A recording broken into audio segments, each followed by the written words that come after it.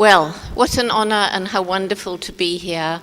And I really want to thank the other speakers. I've learned so much this morning, and I feel very definitely to be in the presence of the kind of people I like most to be with. I've left my watch down there somewhere on the floor. Could somebody bring it to me so that I don't speak too long? Thank you. Thanks. So I really want to thank everybody who's made it possible for me to be here today, the committee. I especially want to thank Riccardo and also Marcello and Antononi, yes. And the Jane Goodall Institute Italia, Daniela Dodono, who's somewhere in here, and the two Laras who have been out there with the little stool. I haven't brought slides with me, but I do want to bring into this space a voice from the forest. I can't speak Italian, but I can bring you a greeting from the forest.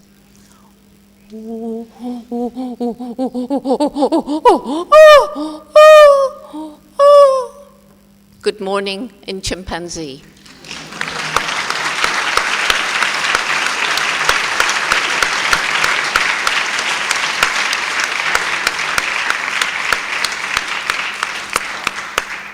When I was a little girl in England, like some of the other speakers, I loved trees. We had a beech tree in my garden, and I used to spend hours and hours up in that tree. I took my homework there, and I took books to read. There was no television when I was a child. And I loved to read books about animals. I loved to watch the animals in our garden. And when I was 10 years old, I found a book called Tarzan of the Apes, and I fell in love with Tarzan. Here was this glorious lord of the jungle, and having fallen in love with him, I was extremely jealous and angry when he married another Jane. I thought I would have been a much better mate for Tarzan, and in fact, I know I would have. At any rate, that was when my dream began. I will grow up, go to Africa, live with animals, and write books about them. Everybody laughed at me. We didn't have very much money. We couldn't even afford a bicycle. World War II was raging. My father was away fighting. Africa was still thought of as the dark continent. We didn't know much about it. And the worst problem of all, I was a girl, and back then girls didn't have opportunities to go off and have adventures. That was for the boys. But fortunately, I had a very wonderful and supportive mother, and I cannot make a speech without acknowledging that without her, I probably wouldn't be standing here. She, my family, and all the people who've supported me in my journey through life, but most especially her. And what she would say to me, which is what I tell young people all around the world, if you really want something, and if you work hard, and if you never give up, you will find a way. We couldn't afford university, couldn't get scholarships then unless you were good in a foreign language. I wasn't. It was my mother, again, she said, do a secretarial course, then perhaps you can get a job in Africa. So eventually that's what happened. I had to save up money to get to Africa by working as a waitress in a hotel. Eventually I had enough money. So I was 23 years old when I waved bye-bye to family, friends, and country and set off on this amazing adventure. I stayed with this friend who'd invited me. I got a job, boring secretarial job. I heard about the late Louis Leakey. He spent his life searching for the remains of Stone Age ancestors. Somebody said, if you're interested in animals, you should meet Louis Leakey. So I went to see him at the Natural History Museum. And he asked me many, many questions. And it was about the animals that were all around. And because I had followed my mother's advice, because I had read books and books about Africa and animals, because I'd spent hours in the Natural History Museum in London, then I could answer many of his questions. And so he gave me a job, his secretary to start with. But that led to him discovering in me the person he told me he'd been looking for 10 years, somebody who would go out into the then Tanganyika, it's Tanzania today, and try and find out about our closest living relatives, the chimpanzees. We didn't know back then how close chimpanzees and humans were biologically, but we did know that they were the closest animal to us. So it took a year to get money for this crazy expedition. Remember, I had no degree, I hadn't been to college. And eventually we found, or Louis Leakey found a businessman who said, okay, here's money for 6 months. And then the British authorities, because then it was a part of the colonial empire, a girl on her own in the forest, ridiculous. But in the end, because he never gave up, they said, okay, but she must have a companion. So who volunteered to come? That same amazing mother.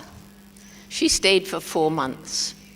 She was wonderful in boosting my morale because at first, although here I was in my dream life, the chimpanzees would take one look at this peculiar white ape and run away into the forest. And I was so worried that the money would run out before I'd seen something important, and that would be the end. And my mother was always saying, but Jane, you're learning about what they eat, you're learning how they make nests up in the trees every night, you're learning about the groups they go around in. You are learning a lot. It was very sad that she left before I saw the first real exciting breakthrough, a chimpanzee not only using pieces of grass to fish for termites from their nest, but also making tools by stripping off the leaves from a leafy twig. And at that time, it was thought that only humans used and made tools. We were called man the tool maker. So that was the first of so many observations about chimpanzee behavior that broke down the wall that had been built at that time between humans on the one side and all the rest of the animals on the other. Louis Leakey made me go to Cambridge University. He said I had to get a degree, I would have to get my own money subsequently, and I needed a PhD, and there was no time for a BA. So I went to Cambridge, was told I'd done everything wrong. I'd been with the chimpanzees 1 year, and my methods were terrible. I shouldn't have given them names. That was not scientific. They should have had numbers. I couldn't talk about them having personalities or minds capable of thought, and certainly not emotions. Those were unique to us. But fortunately, I had a wonderful teacher when I was a child who taught me that that wasn't true, who taught me that of course animals have personalities, minds, and feelings, and of course they deserve a name. And that was a teacher which many of you, I'm quite sure, know and have learned from. That teacher was my dog, Rusty. And so I was able to stand up for what I believed in. I had a wonderful supervisor who taught me how to write in such a way that I wouldn't be attacked by all these other scientists, and I got my PhD. And so back in the forest, now I wasn't only concentrating on getting this information about the chimpanzees. Of course, every day I was watching them. Every day up in the mountains, in the forested mountains, before it was light, and not coming down until it got dark in the evening. But now that I got this PhD, now that we had money coming in, I could really get the feeling of the forest on which the chimpanzees depend, on which so many millions of people around the world depend. upon which so much biodiversity is centered. Now I could begin to feel the spiritual nature of the forest. I had relationships with different trees. I would touch them on my way to wherever I was going, to the chimpanzees, and feel the life. I felt that I could feel the sap rising up into the leaves. They were living beings, and they too had their personalities, some of them. So I became part of a forest world, the world we've already had described to us this morning, where the interconnectedness of all life is so apparent, and where the cycle of living and dying is with you all the time. And I loved that forest world more and more, even as I was learning more and more about these amazing chimpanzees. So why did I leave? Why am I traveling 300 days a year around the world? Why am I not still out there in the forest? I get there twice a year, but only briefly, a few days at a time. And my life suddenly changed in 1986.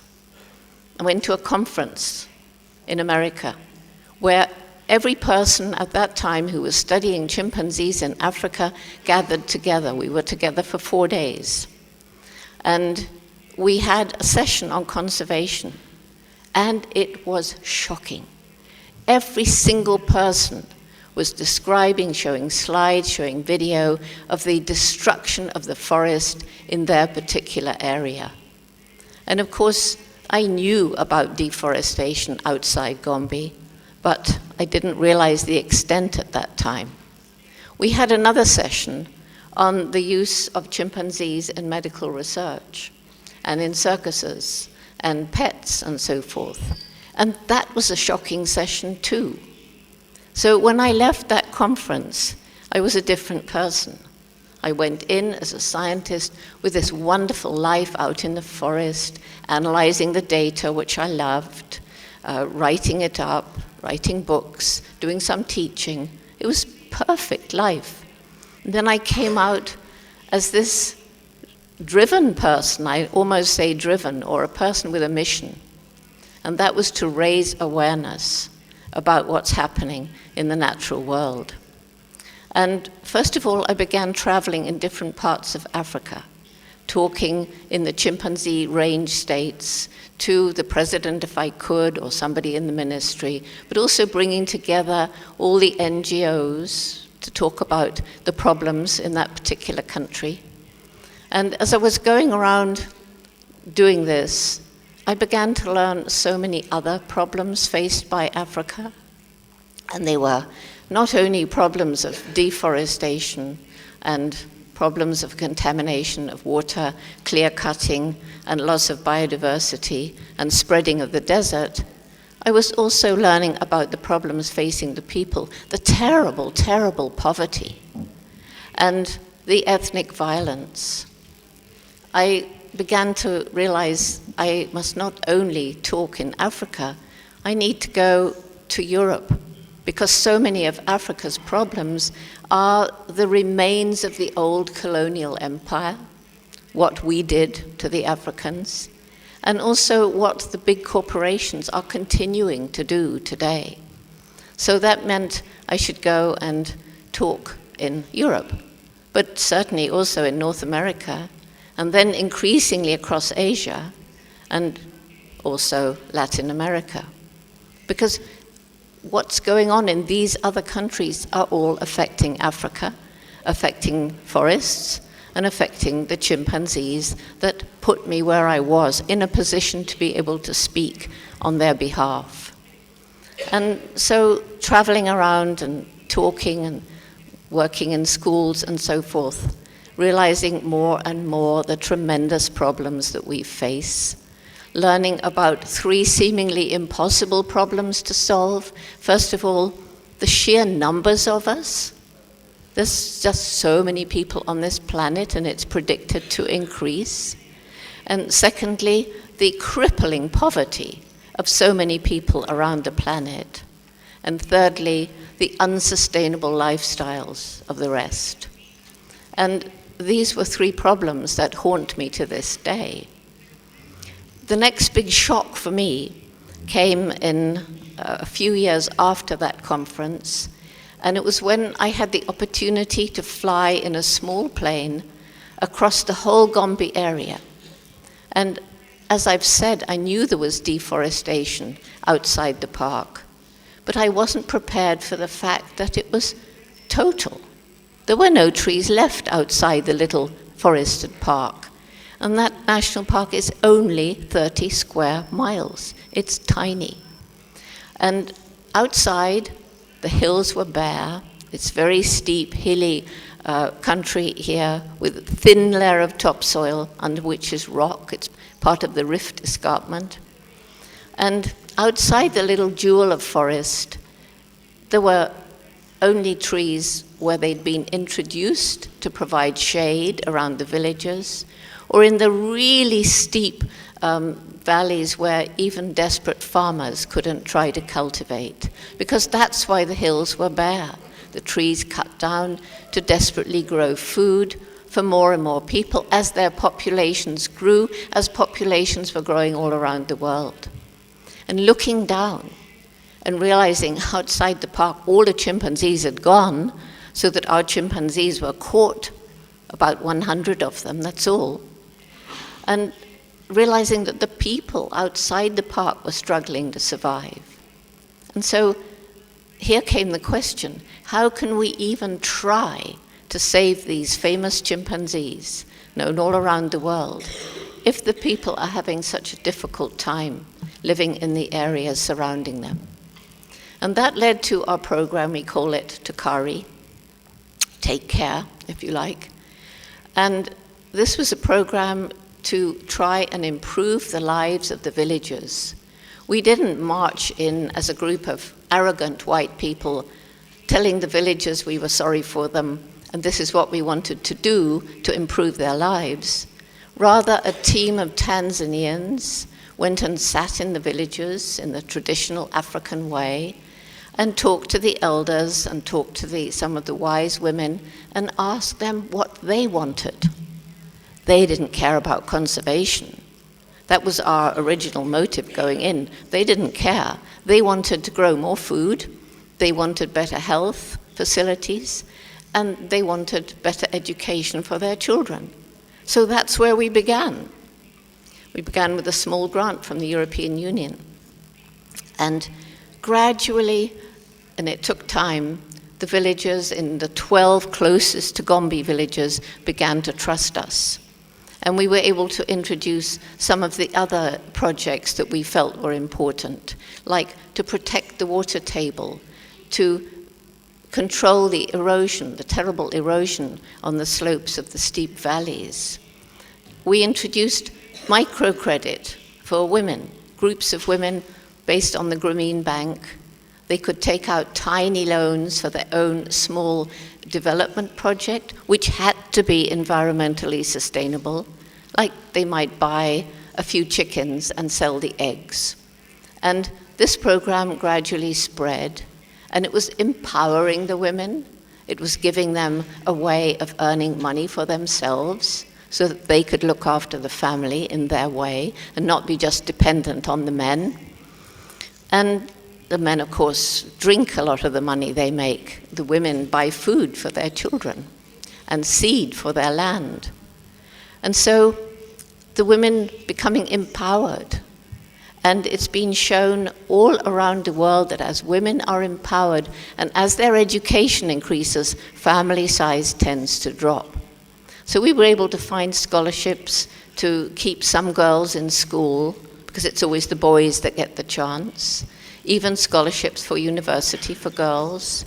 And it would be very irresponsible of us to help them grow more food, which we do, and to have better health care to keep more babies alive, if at the same time we're not addressing the main problem that led to the situation in the first place, and that's family planning. So we provide family planning. Every village we went to said, "Why didn't you come before?" And we now have this Takari program in 52 villages around Gombe and moving down to the south where there are other chimpanzees in forests which so far haven't been touched.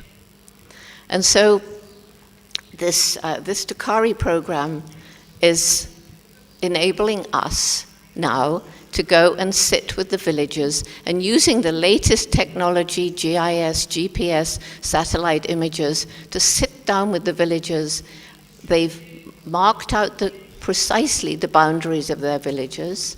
They're required by the government to set aside at least 10% of their land for conservation. And so they've agreed to put their 10% conserved lands in such a way, and they're doing it on the map, that it forms a buffer around Gombe. And we've now begun this ambitious project, but it's growing. Every year it's growing, and it's moving down towards the other big population in the undisturbed forest in the south. It has to go about 40 kilometers. And in some places it's only 1 kilometer wide. But we have to try. Otherwise, we've done nothing to help the Gombe chimpanzees, who gave me the ability to go around the world talking to people, because everybody wants to hear about the chimpanzees. And so, finally, we've come around to where we began. We're now working actively with the villagers as our partners on conserving forest and chimpanzees. And so successful has this plan been, this Tukari program, that we've been able to replicate it in Democratic Republic of Congo, in Uganda, in Congo-Brazzaville, in Senegal, and a little bit in Guinea. So that's working, and it costs a lot of money, but people really want to help because it's working. Now, all of this, everything I've talked about, would be completely useless if we're not raising new generations to be better stewards than we've been. And as I was traveling around all these countries, I kept meeting young people, high school students, many university students, even some people out in the world who seemed not to have much hope. Young people who were depressed, who were angry, and most of them just apathetic. It doesn't seem to matter what we do. And I began talking to them, and they said, well, we feel like this because we feel you've compromised our future and there's nothing we can do about it. We have compromised their future.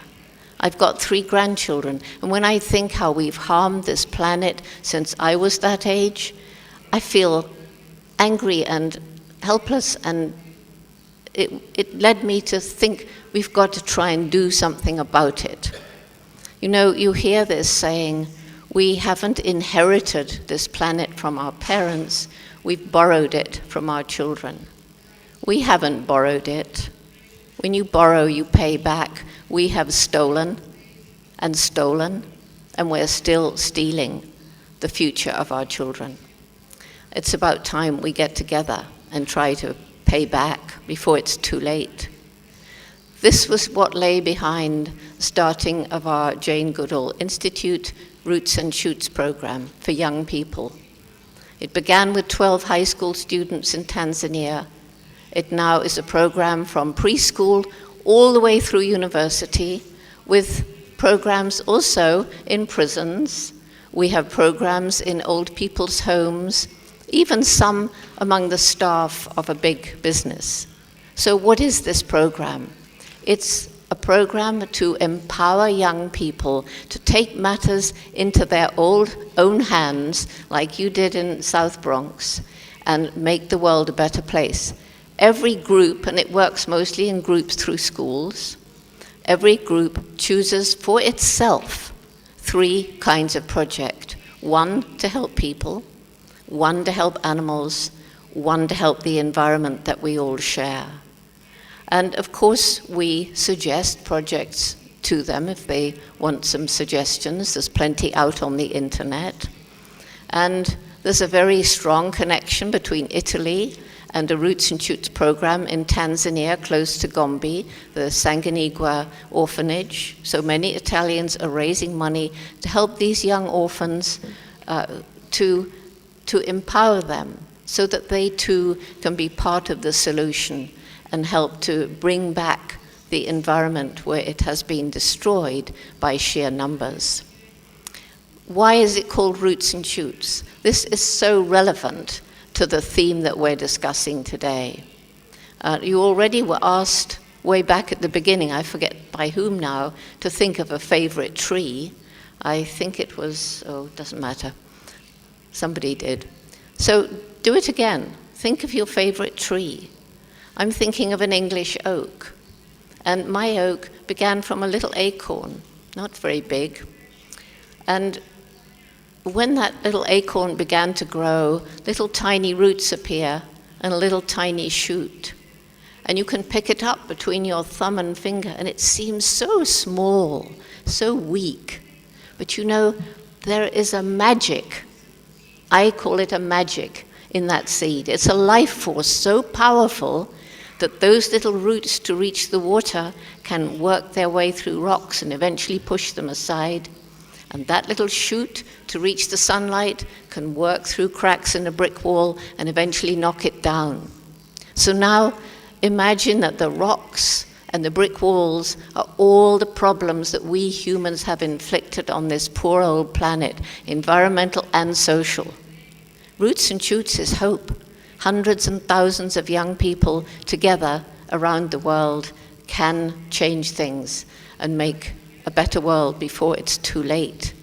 It's now in 130 countries, mostly small, but all the time we're building partnerships. Partnerships which sometimes help our partner organization because immediately they're brought into this family of communicating young people all around the world, and the power of the internet here is huge. And we benefit because our program goes out into places where it wasn't before. Because what we're trying to do, and anybody who cares about the future of this planet, I don't care what group you're in, if we truly care about the future of this planet, then what we should aim for is a critical mass, like a tipping point, of young people who understand the problems facing our world, but who understand too that of course we all need money to live, but the problem has been that too many people have been living for money. So again, thank you for the opportunity of coming here, and thank you for awarding me this prize. And thank you, the audience, for being here. You've had a long morning sitting without a break, so you must be very glad that I'm the last speaker. And so thank you all for listening, and let's go forward together and make this a better world. Can we do it? Can we? Yes.